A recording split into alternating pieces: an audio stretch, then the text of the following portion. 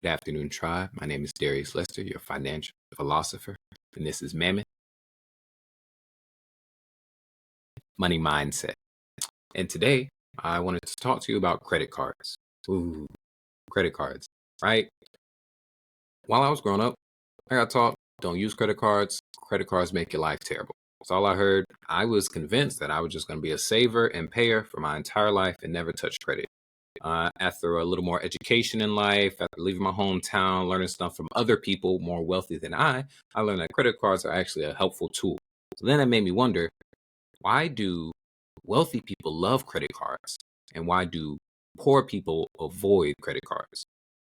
So today I'm going to talk about the top 3 reasons why rich people adore credit cards, which actually also links to why poor people hate credit cards.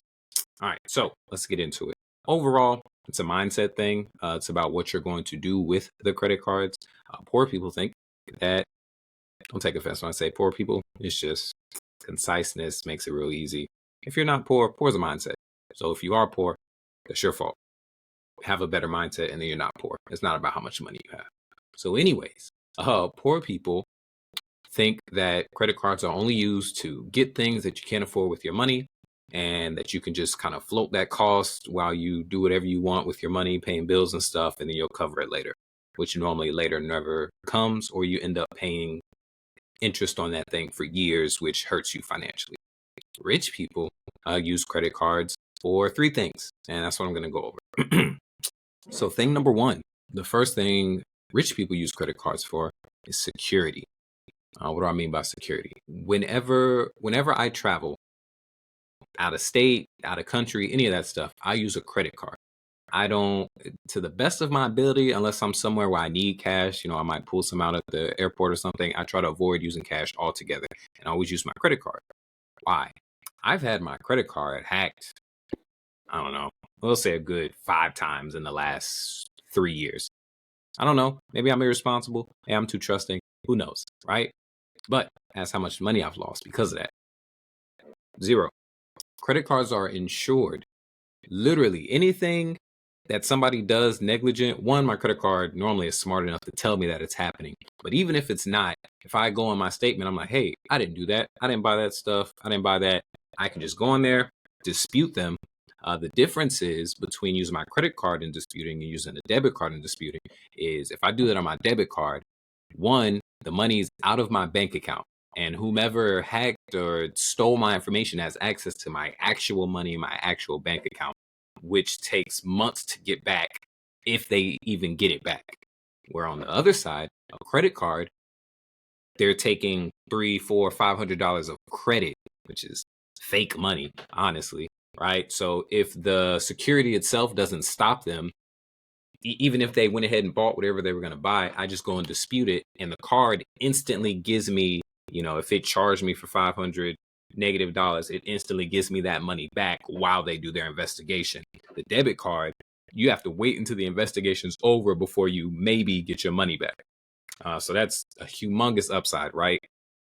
Giving someone access to your whole bank account is terrifying. And 2, even if they take money and you can prove that that was negligent, you have to wait months for the investigation to happen before you actually get access to that money. On the credit card side, you get access back to whatever amount of credit that you had on that card instantly. And then they'll do the investigation on the back end. Normally ends up taking like maybe a week or so. And then it'll be like, yep, go ahead and keep that. We confirm that it's negligent. Now, that's if it gets stolen. But honestly, you can use it for tons of stuff. Amazon, if they don't deliver my package or they deliver the wrong thing, I can go dispute that. I'm like, hey, I bought this. Yep, I bought it. I'm the one who put in that transaction, but they never sent it to me. And it's been however many weeks. They're not responding. I want my money back. I don't have to wait on that. Whomever I bought it from directly, whatever website, none of that stuff. I can go straight to my credit card company and say, hey, I didn't get my thing. Give me my money back. And they'll do that.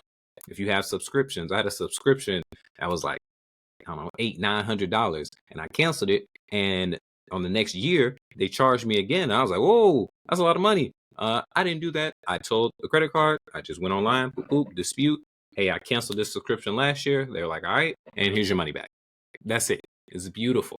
So security is an amazing thing with credit cards. That's why I use my credit card. That's another reason I use my credit card for everything, because I feel more secure in knowing that I can get whatever money I lose back, and I can just, get my credit card changed, and they don't have access to my actual bank account. So the second reason why I use my credit card on everything, I'm sure you could guess, is the rewards points. As an example, I use my Chase Sapphire card, which is, we'll just say, it's very similar to the Amex Platinum card. It's just Chase's version. I use that card, and within the first 6 months of me having the card, just extra bonuses and whatever multipliers you get for travel expenses, so on and so forth, I ended up making, and I mean just positive, right? I ended up making about $1,400. So $1,400 is how much money I earned from using a credit card. Right? And I didn't pay a cent in interest. I think that probably helps too, right? Because it's like, oh, you probably charged a bunch of stuff to it. Now you got to pay interest over time. They're going to get their money back. No, they're not. I paid everything back the month that I charge it. They didn't get anything back. And the way I did that was, most big time credit cards have sign on bonuses. So I took advantage of that. I went and got my credit card right before I moved, because I knew I'd have a lot more expenses since I'm moving. The plane ride, the hotels after I get to wherever I'm going, extra furniture at wherever I'm moving into, just pretty much anything I could think of. I charged it to that card so that I hit the threshold to receive the extra bonus. And then just between that and using it over the 6 months, by the time January came up, I just ended up having $1,500 worth of points. And then I ended up using those points for plane tickets to places. I don't remember where all I went, but I went to some places and I stayed in some hotels, and it was all taken care of by that point system, because that's just how great credit cards are. Again, I paid no interest doing any of this stuff because I charge stuff to the card and then I pay it off. So the number three, right? The number three reason that rich people love credit cards, and why poor people don't even think of getting good credit so they can get good credit cards, is investment opportunities. Poor people don't think about investment opportunities. If you think about investment opportunities, you're not a poor person. So don't take offense, unless you should take offense. Then we can talk about it. I can show you. Actually, this Saturday, I am giving an investments class. So maybe attend that. Let me know if you need the link. But anyways, investment opportunities.